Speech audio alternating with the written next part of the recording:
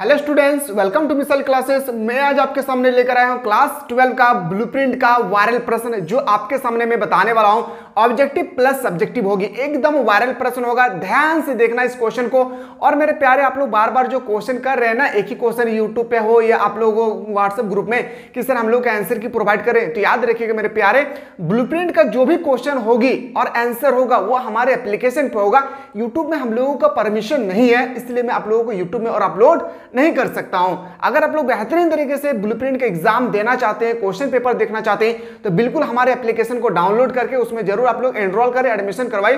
वहां पे प्रतिदिन क्लासेस होती है और बहुत ही बेहतरीन तरीके से वहां पे क्लासेस दिए जाते हैं, और जहां पे आपको सिलेक्टेड क्वेश्चन मिल जाता है। आप सभी को पता है कि जब आप ब्लूप्रिंट के एग्जाम का क्वेश्चन आपके पेपर में छप जाता है, जो मैं बताता हूं, फाइनल में भी ऐसा ही होगा। बिल्कुल आप लोग बिलीव करें इस बात को, ठीक है। तो चलिए मेरे प्यारे, वायरल प्रश्न है और 4 नवंबर का लास्ट है।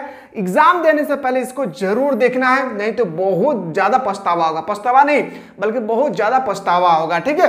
तो सबसे पहले मैं बताऊं, याद रखिएगा मेरे प्यारे, सबसे पहले मैं बताऊं आप लोगों का objective question, sorry subjective question बता रहा हूं। तो ध्यान से देखिए, पहला क्वेश्चन आपसे पूछेंगे जनसंख्या संगठन क्या है। ध्यान से सुनिए, नहीं तो फिर बाद में बहुत पछतावा होगा। क्यों बोल रहा पता है? क्योंकि आप रट के जाएंगे, आप लिख नहीं पाएंगे, तो फिर आपको मार्क्स कम मिलेगी। समझिए, जब समझ में आ जाएगा ना, तो लिखने में मजा कुछ और ही आता होगा। यस या नो? और अच्छा लगे तो अपने दोस्तों को जरूर शेयर करिए, ठीक है। जनसंख्या संगठन क्या कहते हैं? तो देखिए, व्हाट इज पॉपुलेशन कॉम्पोजिशन क्या होती है। और ये क्वेश्चन ना आपके पेपर में लिख के रख ले, जो मैं बोलता हूं ना उसको लिख के रख लेना है, 100% छपेगा। जनसंख्या संगठन किसे कहते हैं, समझिए। जनसंख्या संगठन जनसंख्या की संरचनाओं को दर्शाता है। जनसंख्या की संरचनाओं को दर्शाता है। क्या संरचना दर्शाता है, समझिएगा। अर्थात किसी देश में जनसंख्या की आयु वर्ग, लिंग, साक्षरता दर, स्वास्थ्य व्यवस्थाओं व्यवसाय तथा आय के स्तर के आधार पर क्या स्थिति है।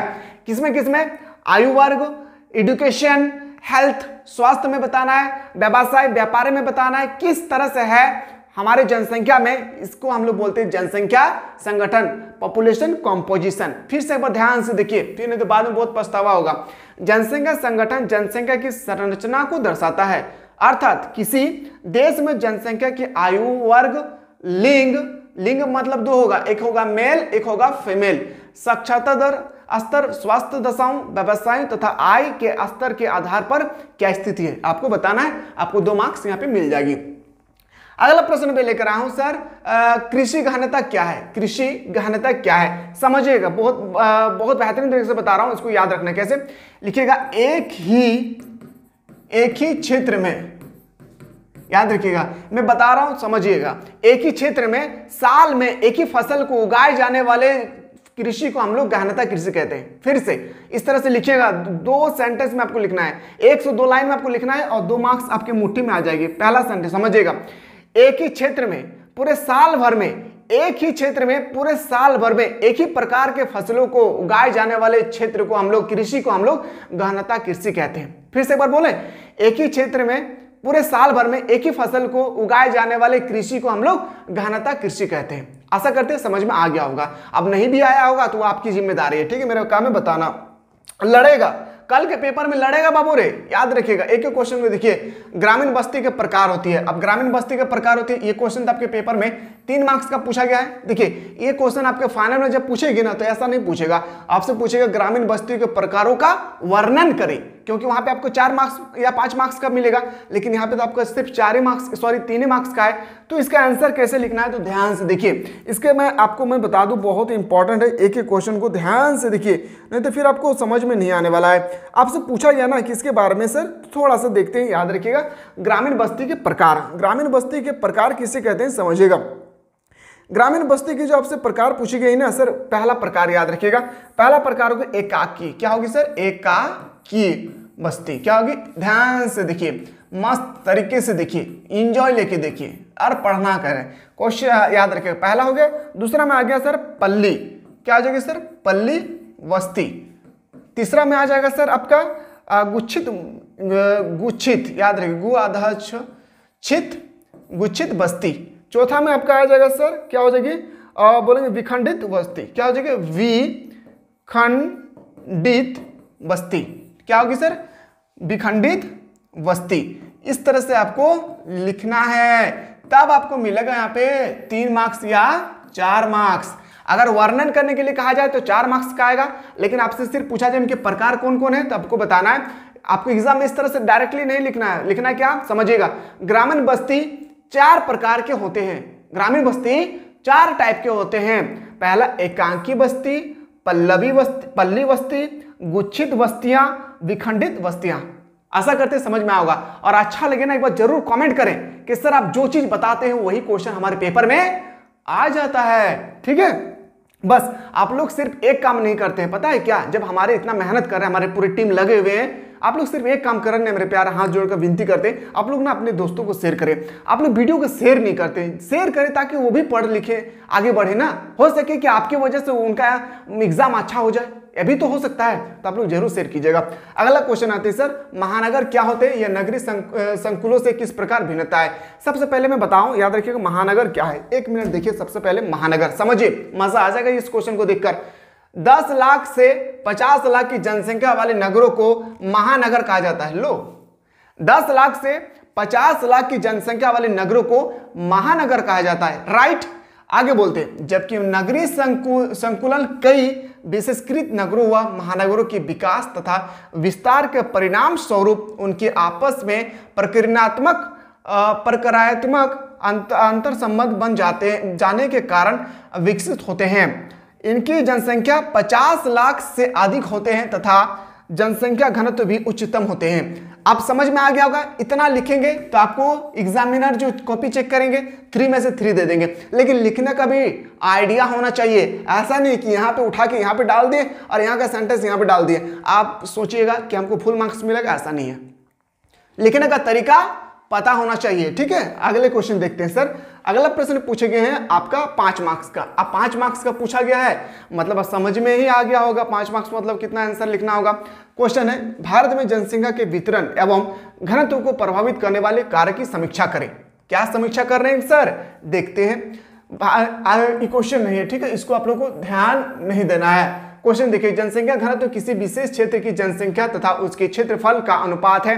इससे विपरीत को समझने में आसानी होती है। भारत जनसंख्या घनत्व 2011 में 382 प्रति वर्ग किलोमीटर और 1951 में 117 प्रति वर्ग किलोमीटर थी।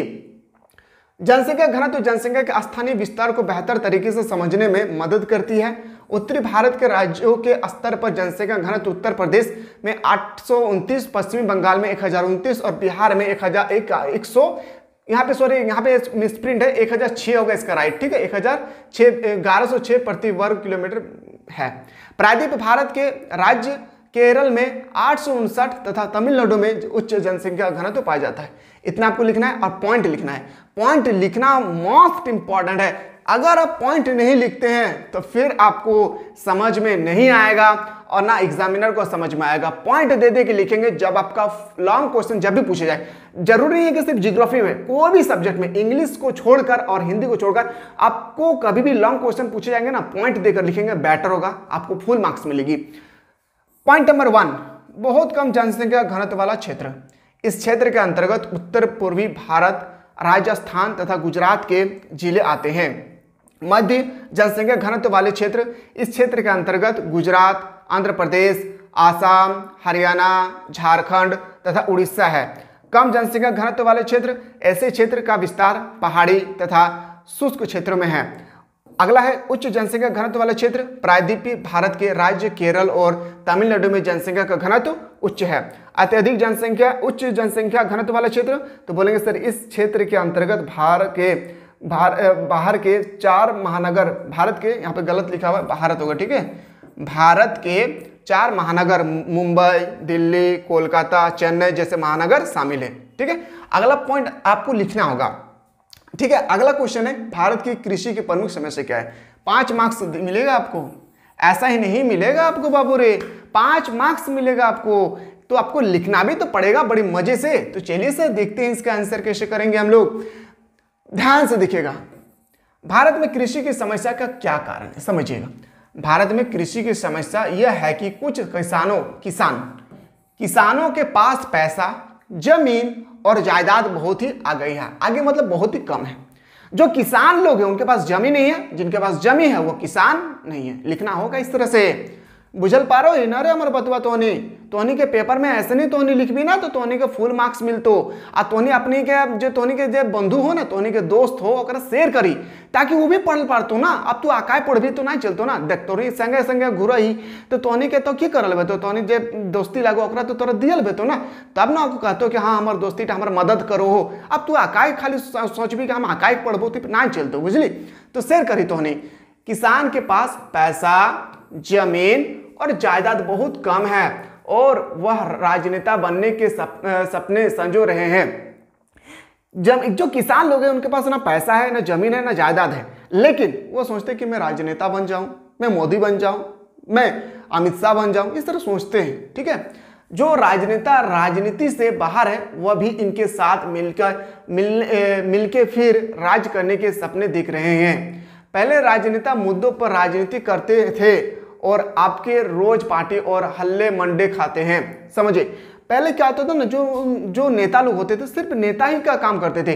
अभी क्या हो रहा पता है, नेता लोग ना चमचागिरी कर रहे हैं। चमचागिरी मतलब समझ में आ रहा है? चमचागिरी का मतलब होता है कि वो किसानों के साथ कभी सट जा रहे हैं, कभी किसी माफिया के साथ सट जा रहे हैं। अब बोल रहे हैं कि 50% 20% हिस्सा हमको यहाँ से चाहिए, नहीं तो हम कृषि यहाँ करने नहीं देंगे। होता है या नहीं, बोलिएगा आप लोग। ठीक है, आगे बोल रहा है, अब छोटे गरीब खेतिहार भी मुक्त खाने के लिए आंदोलन से जुड़े हुए हैं। काफी अपराधी, आतंकवादी, अलगाववादी, गद्दार और देश विद्रोही भी इनका साथ दे रहे हैं। किनका साथ दे रहे हैं सर, समझिएगा, नेता लोग का। ठीक है, अपराधी, आतंकवादी, अलगाववादी, गद्दार और देश विद्रोही भी इनका साथ दे रहे हैं। पंजाब में एक कहावत है कि रंडिया मैंने विंडोज, रंडिया का मतलब होता है विंडोज, खिड़की। विंडोज तो विडोहू काट ले पर मुंड से जीने नहीं देते। सरकार बहुसंख्यक है पर कमजोरी की भी हद हो गई है। करो फिर धर्म पालक पंडों को ललकार रहे गांधी जी के मुस्कुराते। यानी फुल्ली आपको जो भारत में कृषि का जो मेन मुद्दा है ना, भारत में कृषि का जो समस्या है ना, सबसे मेन मुद्दा है जो लोग किसान हैं उनके पास ना जमीन है, ना जायदाद है, ना उनके पास धन है, ना दौलत है, इस कारण से वो कर नहीं पाते। और किसी दूसरे व्यक्ति के पास अगर क्या है, क्या बोलेंगे सर, दूसरे व्यक्ति के पास अगर जमीन है तो वो पहले बोल देते हैं कि मेरा जमीन है, मुझे 50% पूरा मजदूरी तो आप करेंगे, 50% हम लोगों को देना पड़ेगा, तब जाकर आप कृषि कर सकते हैं। बहुत अत्याचार हो रहे भारत में कृषि, जबकि हमारे देश में ना कृषि को क्या कहा जाता है, कृषि को अर्थव्यवस्था का क्या कहा जाता है, अर्थव्यवस्था का जड़ कहा जाता है। चलिए सर, अब आते हैं सर ऑब्जेक्टिव क्वेश्चन की हम लोग आते हैं। बहुत ही इंपॉर्टेंट क्वेश्चन, ऑब्जेक्टिव क्वेश्चन को आप लोगों को एक एक क्वेश्चन को ध्यान से देखिए, फिर मजा आ जाएगा।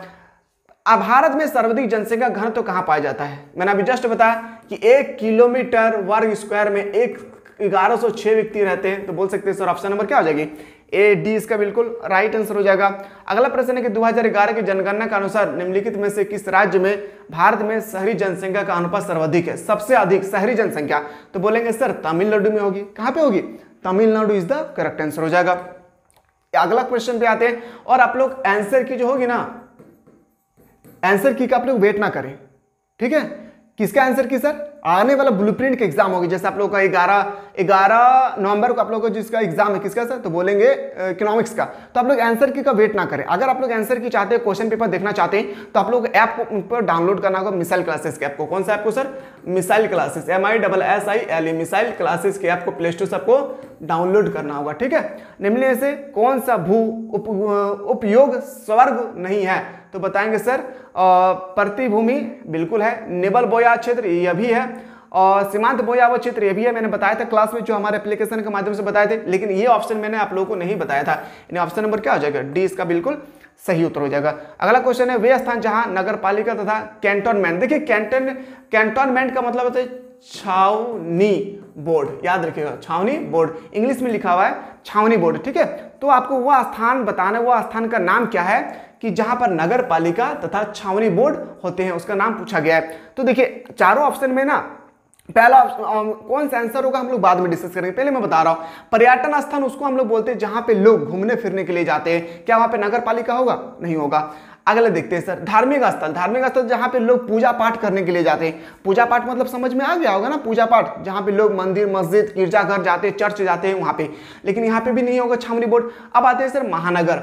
ये महानगर क्या है? तो महानगर में बोलते हैं सर आबादी के पॉइंट ऑफ व्यू से नहीं देखे। देखिए महानगर में एक तरह देखा जाए दिल्ली, मुंबई, कोलकाता, ये सब क्या महानगर है, लेकिन मेरा अनुसार ना इसका आंसर प्रशासनिक नगर होना चाहिए। लेकिन फिर भी आप लोग एक बार देख लीजिएगा क्वेश्चन नंबर 4 का, ठीक है। और अगर आपको नहीं आएगा तो इस क्वेश्चन को आप लोग देख लेना, क्योंकि मैंने पूरा स्टडी किया हूँ, प्रशासन ही बता रहा था, ठीक है। चलिए सर अगला क्वेश्चन पे आते हैं कि बांस ड्रिप, ये क्वेश्चन मैंने बताया था और ये भी बताया था कि 2024 में छपेगा। बांस ड्रिप सिंचाई प्रणाली प्रसिद्ध है कहाँ पे, तो बोलेंगे सर याद रखिएगा मेघालय में। कहाँ पे, तो Meghalaya is the correct answer हो जाएगी, and option number C is the correct answer हो जाएगा। क्लास अच्छा लगे तो लाइक करें, सब्सक्राइब करें, और चैनल पर नए आए तो मेरे प्यारे अपने दोस्तों को ज्यादा से ज्यादा शेयर करें ताकि उनको भी पता चले। मैंने ये भी बताया था क्लास में, जो हमारे एप्लीकेशन से पढ़ रहे हैं, बताया था कि बीटल नामक कीड़ा किस फसल के बागान में पाया जाता है, तो बोलेंगे सर कहवा। कहाँ पे, कहवा। ऑप्शन नंबर डी इसका बिल्कुल राइट आंसर हो जाएगा। अगला क्वेश्चन है निम्न में से कौन सा सिंचित क्षेत्र में भू निर्मीकरण का प्रमुख प्रकार है, तो भू निर्मीकरण का प्रमुख प्रकार आपसे पूछा गया जो बहुत ही इंपॉर्टेंट है, तो बताएंगे सर क्या हो जाएगी। एक एक क्वेश्चन को ना आप लोगों को ध्यान से देखना है और इसी तरह से आपके फाइनल एग्जाम में भी क्वेश्चन छपेगी, ठीक है। तो जो क्वेश्चन नंबर हम लोग का 7 है ना, बोलेंगे सर क्या होगी, वायु अपर्दन। ऑप्शन नंबर क्या हो जाएगा, option number B is the correct answer हो जाएगी। नेक्स्ट क्वेश्चन पे आते हैं। क्वेश्चन नंबर नेक्स्ट पूछा गया उस राज्य की पहचान करें जिसमें धान की 3 फसल उगाई जाती है, एक ओस, अमन, बोरो। देखिए जो भी बंदा, जो भी स्टूडेंट आप लोग इकोनॉमिक्स और आप लोग जियोग्राफी लिए हैं, आप लोग इकोनॉमिक्स और जियोग्राफी में बहुत ज्यादा आप लोगों को ध्यान देना होगा। क्यों पता है, क्योंकि जियोग्राफी और इकोनॉमिक्स में कभी कभी आउट ऑफ सिलेबस से भी क्वेश्चन पूछा जाता है, समझ में आया ना। बाकी सब्जेक्ट में तो सेम टू सेम आता ही क्वेश्चन है, लेकिन देखिए आप तो बहुत पढ़ चुके हैं, बहुत, क्यों अब फाइनल एग्जाम में आ चुका है। ये चैप्टर जो है ना, ये चैप्टर 4 से क्वेश्चन लिया गया है, बुक नंबर 2 के चैप्टर 4 से। आपको लग रहा है कि ये क्वेश्चन आप पढ़े होंगे, क्वेश्चन कहीं से भी पूछ देगा मेरे प्यारे, याद रखिएगा, ठीक है। तो आपसे पूछा गया सर और बोरे कहाँ पे उगाई जाती है, तो इसका आपको बताना है सर आसाम में। कहाँ पे, आसाम। क्वेश्चन नंबर 8 का जो है डी इसका राइट आंसर हो जाएगा। अगला क्वेश्चन पे आते हैं। क्वेश्चन नंबर हम लोग का जो 9 है, राष्ट्रीय चावल अनुसंधान संस्था भारत में कहाँ स्थित है, बोलेंगे सर कटक में। कहाँ पे, कटक। ये क्वेश्चन कई बार पूछा जा चुका है, ठीक है। एक एक क्वेश्चन को ध्यान से देखना है। मैंने जितना क्वेश्चन बता रहा हूँ ना, 10 में से एक क्वेश्चन जो मैं आप लोगों को नहीं बताया हूँ, जो हमारे एप्लीकेशन से पढ़ रहे हैं, लेकिन 9 क्वेश्चन का आंसर मैंने आप लोगों को ऑलरेडी पढ़ा चुका हूँ, ठीक है। भारत के किस राज्य में जूट का उत्पादन सर्वाधिक होता है, भारत में वह कौन सा राज्य जहां पे जूट का सबसे ज्यादा उत्पादन होती है, बोलेंगे सर पश्चिम बंगाल। नोट डाउन कर लेंगे इसको, इस सब क्वेश्चन को, ठीक है, फाइनल एग्जाम में पूछेगी। तो आशा करते हैं मेरे प्यारे आपको सारा चीज समझ में आ गया। मिलते हैं एक नया वीडियो में, तब तक स्वस्थ रहे, मस्त रहे, पढ़े व्यस्त रहे।